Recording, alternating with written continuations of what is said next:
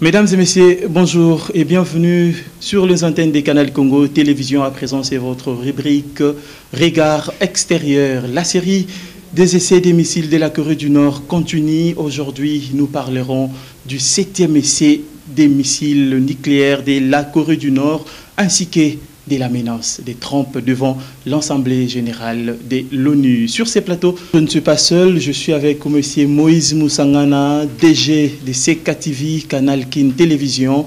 Il est journaliste qui s'intéresse de la politique extérieure. C'est avec lui que nous allons devoir discuter un peu au sujet des essais de missiles de la Corée du Nord. À présent, nous allons d'abord devoir regarder les images et on se retrouve tout juste après pour les commentaires et les analyses.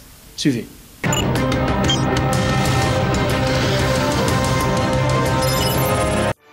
Il y a bien un sujet sur lequel les autorités nord-coréennes communiquent de façon spectaculaire. Le programme nucléaire. Alors le nucléaire nord-coréen représente-t-il une vraie menace? Un essai d'une puissance de 10 kilotonnes, presque comparable au bombardement d'Hiroshima. Révélation hier des services américains, Pyongyang posséderait aujourd'hui jusqu'à une 60aine d'ogives nucléaires. Quelle portée pour leurs missiles? C'est toute la question. Outre ses voisins, la Corée du Nord prétend pouvoir frapper l'île de Guam à 3200 km de Pyongyang. Selon les experts, c'est réaliste. Ils estiment même que les missiles nord-coréens pourraient avoir une portée de 9000 km et toucher l'ouest des États-Unis. De missiles intercontinentaux, c'est-à-dire à longue portée. S'il est monté à 3000 km d'altitude et a parcouru 1000 km en 47 minutes avant de tomber en mer du Japon.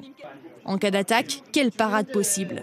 Les experts sont formels. Ce qui est très important, c'est de préciser aujourd'hui qu'il n'y a pas de système de défense antimissile fiable à 100% et qu'il n'est pas possible de garantir à 100% l'interception d'un missile nord-coréen. En cas de menace imminente, le plus simple serait d'attaquer la Corée du Nord en amont, mais cela représenterait de gros risques d'une riposte immédiate. Des dangers qui vont croissant et qui menacent tout ce que nous chérissons, tout ce qui nous est cher. Les extrémismes vont se renforçant et s'étendant dans toutes les régions de la planète. Les régimes violents représentés dans cet organisme non seulement soutiennent le terrorisme, mais terrorisent aussi leur propre population et les autres pays avec les armes les plus destructrices que l'humanité n'ait jamais connues.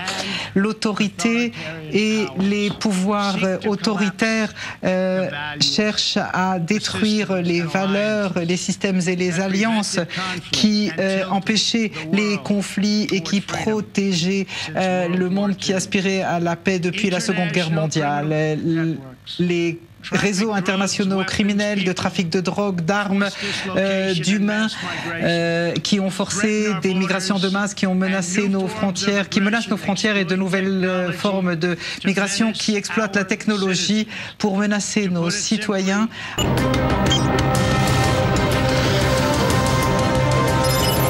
Quelle analyse faites-vous par rapport d'abord aux images que nous venons de regarder?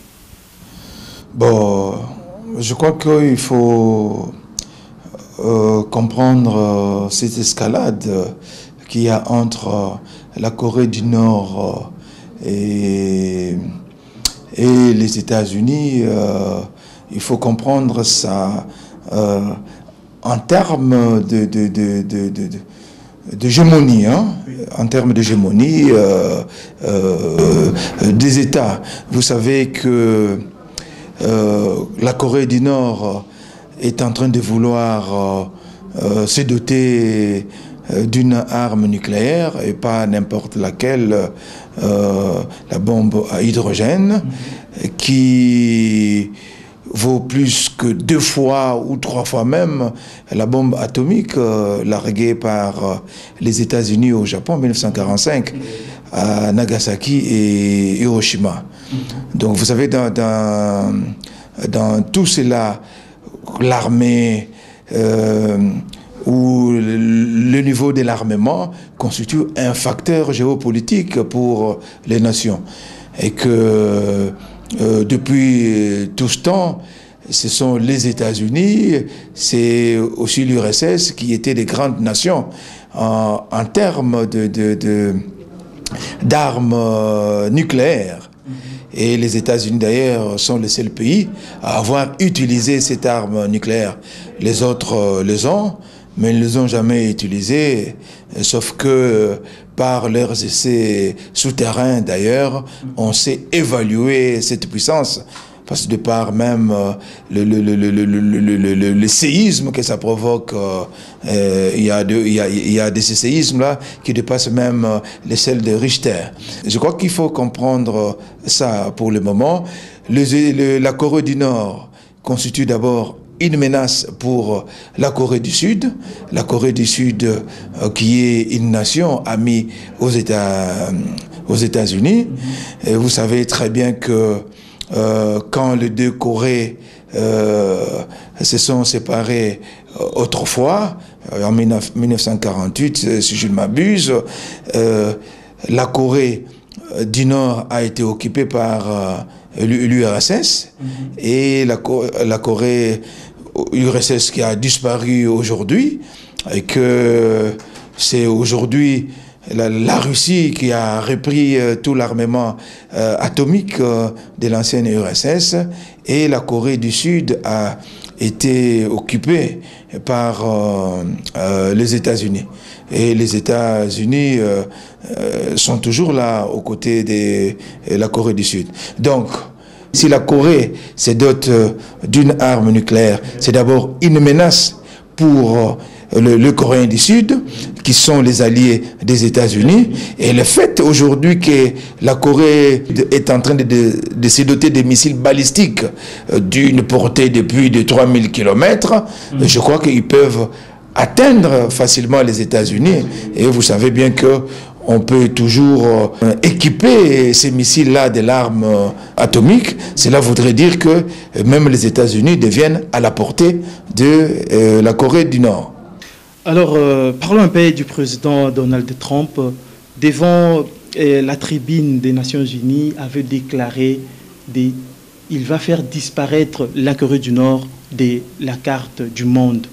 Alors, après la menace de Trump devant l'Assemblée générale des Nations Unies, après avoir survolé ses avions l'espace nord-coréen, le porte-parole de la Maison-Blanche vient de recadrer les débats en disant que Trump n'avait pas dit faire disparaître la Corée du Nord de la carte du monde. Et les États-Unis ont peur de la Corée du Nord ou comment? Et comment jugez-vous cela? Bon, je crois qu'il faut mettre tout cela sur le compte de l'escalade verbale entre les deux nations par le biais de leurs leaders. D'un côté, Kim Jong-un et de l'autre côté, Donald Trump. Et vous vous rappelez que Donald Trump, que ce soit pendant sa campagne électorale, tout comme dans son discours d'investiture, il a dit qu'il faut faire tout pour que les États-Unis redeviennent une grande puissance. Il dit make USA great. Donc il faut faire des États-Unis une grande puissance. Alors, mais vous savez, aujourd'hui, dans ce monde où il y a maintenant multipolarité, donc il n'y a plus une puissance qui domine, il y a des puissances émergentes d'ailleurs sur le plan économique, il y a aussi des puissances émergentes sur le plan militaire. Toutes ces nations qui ne veulent pas subir les diktats des autres et qui veulent aussi s'affirmer sur l'échiquier international, usent de tous les moyens à leur portée pour pouvoir le faire, pour pouvoir s'affirmer. Je crois que c'est le cas de la Corée du Nord, qui sur le plan économique a beaucoup de difficultés, mais je crois qu'elle se sert d'un autre facteur géopolitique, comme je venais de le dire, donc la force de frappe, la force de son armée pour pouvoir se faire prévaloir auprès des autres. Alors le ministre des Affaires étrangères nord-coréen a traité Trump d'un voyou et le président Mugabe de la Zimbabwe compare Donald Trump à Hitler. Pourquoi tout cela? Bon, je crois que c'est entre la Corée du Nord et les États-Unis, comme je venais de le dire.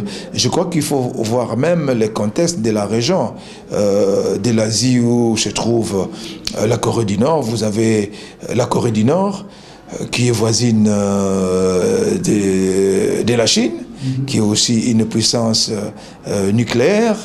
Pas autant peut-être que les États-Unis et la Russie, mais c'est quand même une puissance nucléaire. Et non loin de là, vous avez le Japon qui avait toujours constitué une menace avant qu'il soit attaqué par les États-Unis en 1945. Le Japonais avait toujours constitué une étape, une menace pour le pays de cette région-là.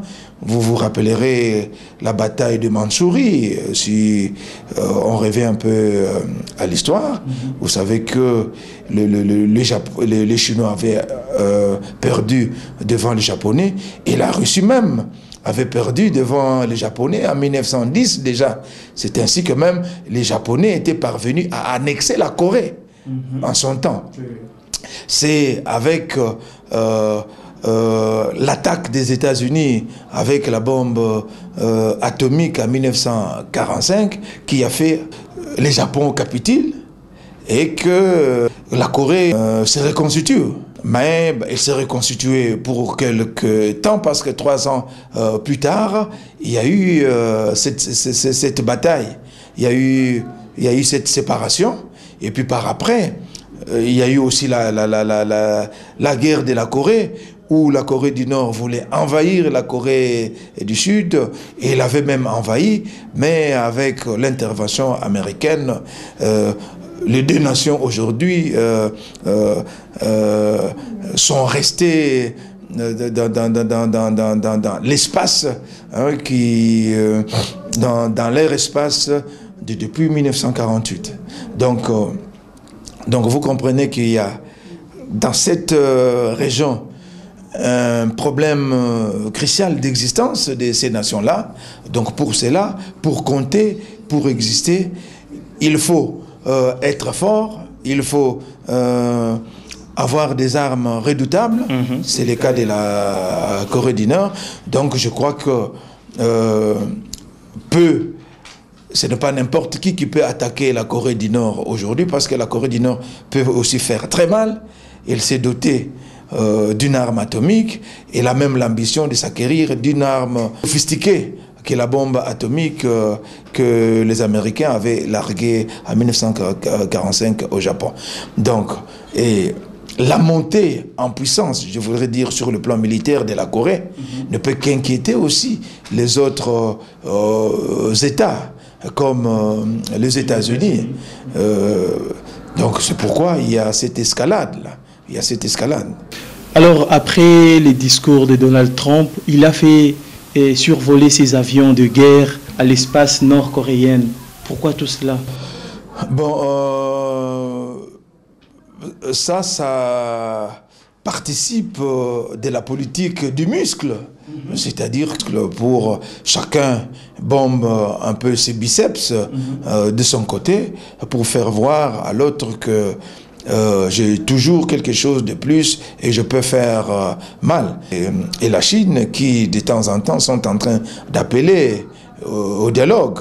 Et ces pays-là même viennent de voter une résolution du Conseil de sécurité où décrétant certains embargos contre la Corée du Nord. C'est-à-dire que bien que politiquement donc la Chine, la Russie soient avec la Corée du Nord, mais quelque part là aussi je crois qu'ils sont en train de jouer pour limiter la force, la puissance de la Corée du Nord, parce que cela risque d'être dangereux et que ces pays-là risquent d'être difficiles à contenir dans un proche avenir.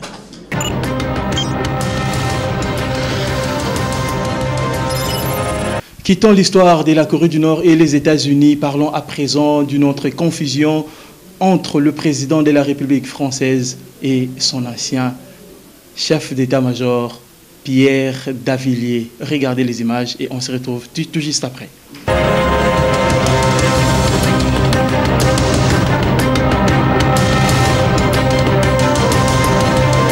Nommé à la tête des armées en 2014 par François Hollande, le général âgé de 61 ans est le frère de l'homme politique Philippe de Villiers. Il avait une longue expérience opérationnelle. Issu de la cavalerie, il était au Kosovo en 1999, en Afghanistan en 2004. Il était connu pour son franc-parler. La démission d'un chef d'état-major des armées est une première sous la Ve République. Les yeux dans les yeux et une poignée de main ferme. Le 14 juillet dernier, entre Emmanuel Macron et le général Pierre de Villiers, la tension est palpable. Ce sera la dernière apparition publique des deux hommes côte à côte. 5 jours plus tard, le général a pris sa décision. Il remet sa démission au président de la République. Je considère ne plus être en mesure d'assurer la pérennité du modèle d'armée auquel je crois pour garantir la protection de la France et des Français. À l'Assemblée nationale ce matin, unanimité à gauche et à droite pour dénoncer la responsabilité d'Emmanuel Macron dans le départ du chef d'état-major des armées. C'est une erreur qui repose sur beaucoup d'irresponsabilité et beaucoup d'incompétence. Parce que derrière la démission du général de Villiers, il y a la volonté du pouvoir de désarmer l'État alors que nous sommes face à une menace maximale. Cette démission est en réalité l'aveu pour le chef de l'État de son incapacité, à ce stade, à nourrir une confiance vis-à-vis d'une population militaire qui a besoin de cette confiance pour pouvoir travailler sereinement. Ironiquement, Benoît Hamon parle même d'un nouveau chef-d'œuvre d'Emmanuel Macron. Beaucoup de députés critiquent notamment la façon dont le président de la République avait recadré le général de Villiers pour des propos tenus à huis clos devant une commission parlementaire. Il n'a pas à être recadré par le chef de l'État, à moins qu'on voit là une conception jupitérienne, une fois de plus, d'un personnage qui se prend pour un monarque et qui pense que même face à une représentation parlementaire, celui qui est chef des armées ne peut plus s'exprimer librement devant les députés. Le Front National, lui, va encore plus loin. Marine Le Pen dénonçant le rétablissement, selon elle, du crime de lèse-majesté. Macron a fait un très mauvais choix. Il a en plus humilié un grand soldat devant ses hommes et il a fait un choix dangereux pour notre sécurité collective et pour nos soldats. Seul groupe à ne pas s'exprimer ce matin, La République en marche. Pour la majorité présidentielle, la démission du général de Villiers n'est pas un sujet sur lequel prendre position.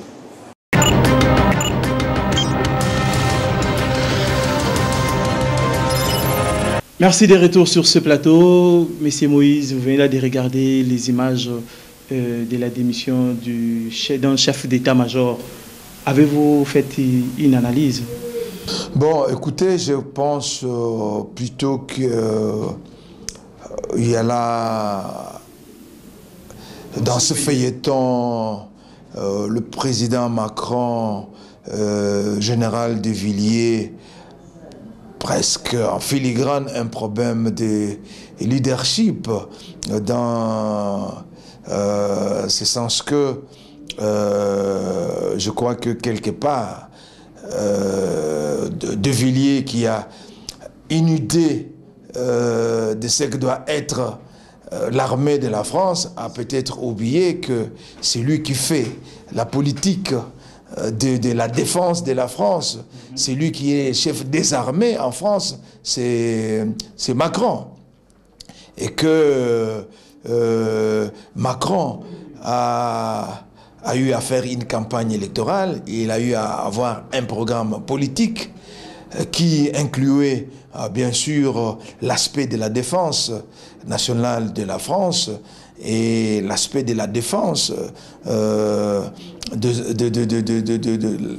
la vision extérieure de la France aussi, notamment sur le plan de la défense.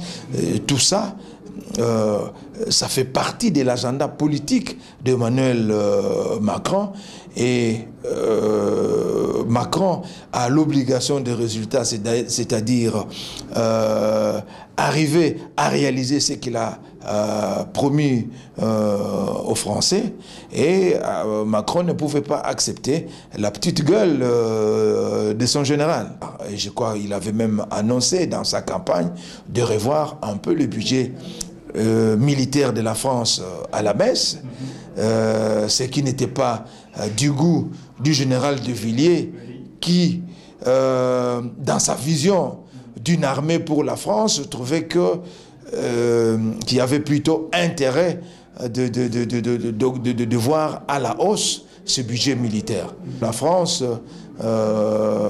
qui sont des pays civilisés, où l'armée a des limites, parce que l'armée est sous l'autorité des autorités civiles, qui est démissionné pour éviter un prochain couac avec le président de la République, qui est le chef des forces armées.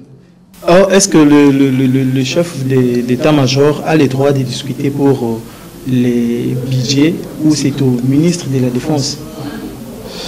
Bon, le ministre de la Défense,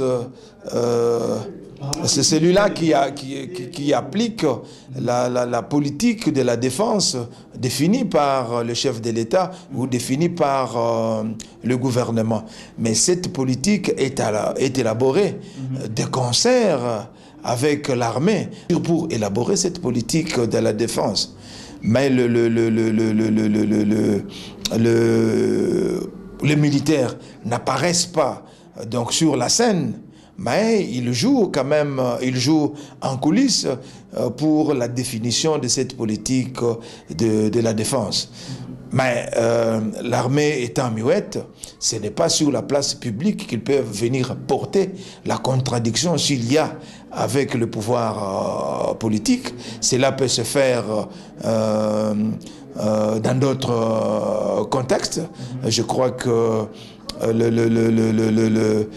la tradition française doit prévoir tout cela, parce que il y a quand même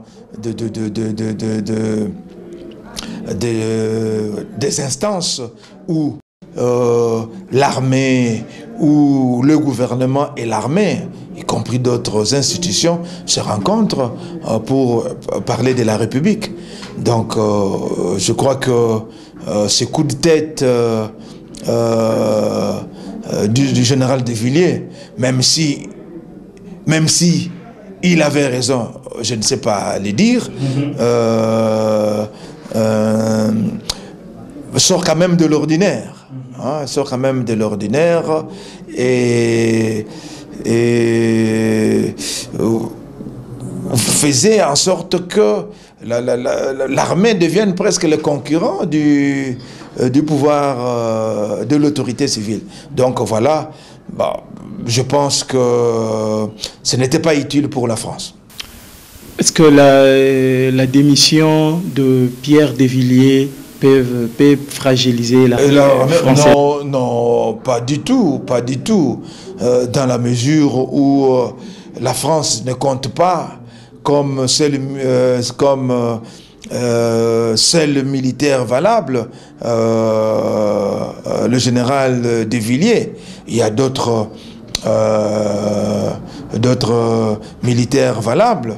Il faut dire que l'organisation des choses dans ce pays-là, ce n'est pas comme chez nous, où les postes de responsabilité sont clientélisés. Non. Je crois que les postes là-bas se méritent, et que le général de Villiers, autour de lui, il avait des experts et des techniciens comme lui valables pour les remplacer.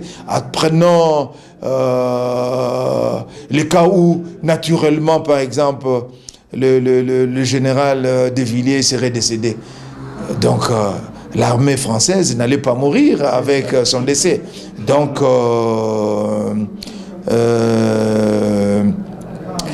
je ne pense pas que ça fragilise, ça ne peut pas fragiliser l'armée française. Mais il faut dire tout de même que c'est un signal que quelque chose cloche ou a cloché et que le responsable, le dirigeant français, militaire comme civil, sont assez responsables pour pouvoir régler ce genre d'incident. Alors, comme le temps nous fait défaut, M. Moïse, avant de vous laisser partir, je ne sais pas si cela sera possible que vous nous expliquiez cette phrase.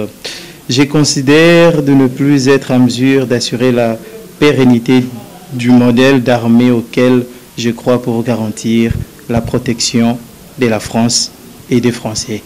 C'est le message que Pierre Davilliers et Desvilliers... C'est-à-dire que le général Desvilliers, en tant que technicien, en tant que stratège, en tant qu'observateur dans le monde et consort, s'est fait une idée d'une armée, une armée que doit avoir la France.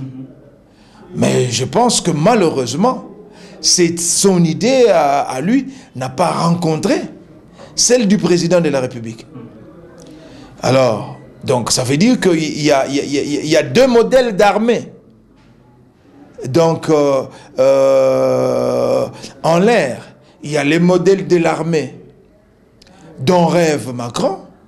Il y a aussi les modèles d'armée dont rêvait le général Desvilliers, qui n'étaient pas peut-être compatibles. Alors, en ce moment-là, Desvilliers n'avait plus de choix que laisser le président de la République continuer. Donc, sa déclaration ne fait que confirmer ce que j'avais dit précédemment. Voilà, merci mesdames et messieurs, vous qui nous suivez de partout. Nous sommes arrivés pratiquement à la fin de notre entretien. Monsieur Moïse Moussangana, merci pour avoir répondu à notre invitation. C'est moi qui vous remercie. La dernière fois, on aura encore besoin de vous pour... Je voulais dire que c'est moi qui vous remercie et je ne ménagerai aucun effort pour répondre à votre sollicitation. Voilà, mesdames et messieurs, c'est la fin de cette page Regard extérieur. Merci de nous avoir suivis et restez branchés sur les antennes des Canal Congo Télévision. Au revoir.